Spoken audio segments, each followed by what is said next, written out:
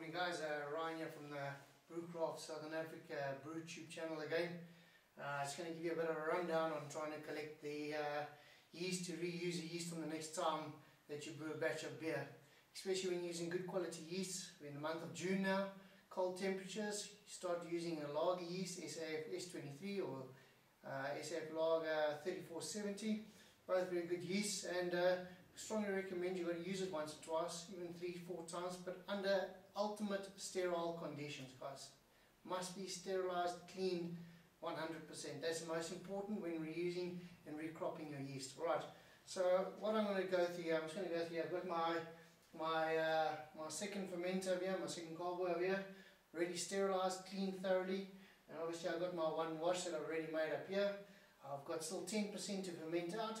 So the reason why I still want 10% before I tap off into my second fermenter to get my beer clearer is because you still want the second fermenter to fill up with CO2. You don't want the air to be trapped inside there, which is going to contaminate your beer. You still want the yeast to be eating up the sugar, creating the alcohol, and obviously in turn creating the CO2 to fill up your fermenter. Alright, important, got to leave a little bit of fermentation still into your second fermenter.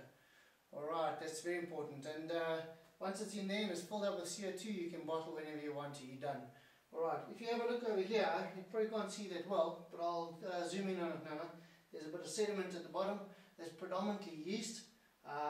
These obviously some of the other hops and things that are in there, which I'm going to show you just now how to get rid of those. So, another important thing I've got here, I've got a sterilised pipe. Just buy them at your hardware or whatever. And then I've got our bottler. What I've done is I've taken off the bottler part. I'm going to put this at the bottom of the fermenter. Alright, plug it in there. I'm going to plug this one there. Alright, take my fermenter, sterilised again as I mentioned. Still got 10% to ferment in here. 10% you can probably leave it in your first primary fermenter. I'd probably say for between 5 and 7 days max. You still want it to ferment as well, as I said. Alright, and all I'm going to do is I'm going to open up my fermenter so that I don't let so the bubble is going to go ahead.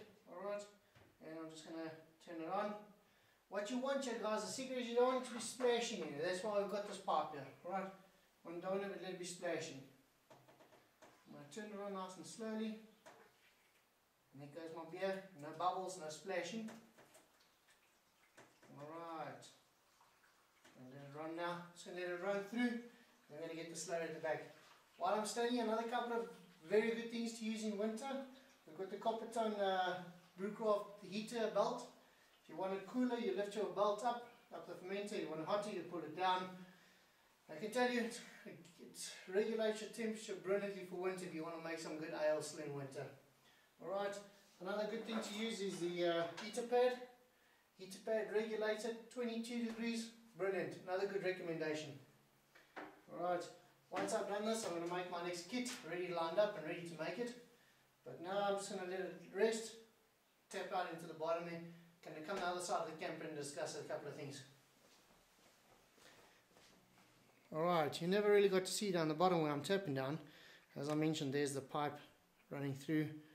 There's the bottler running down into the fermenter. And we are slowly filling up the fermenter. Alright, as you mentioned, no splashing, no bubbling, and still 10%, minimum 10%. My recommendation fermentation is still to happen in that fermenter there. This is going to help you, doing a second fermenter, can help you be able to really clear your beer and make super beers. Alright guys, I'm behind the camera obviously, so I can point out a few things to you. I already tapped all the beer, Yorkshire bitter from our new Mangrove Jacks pouch kits. Looking forward to tasting that.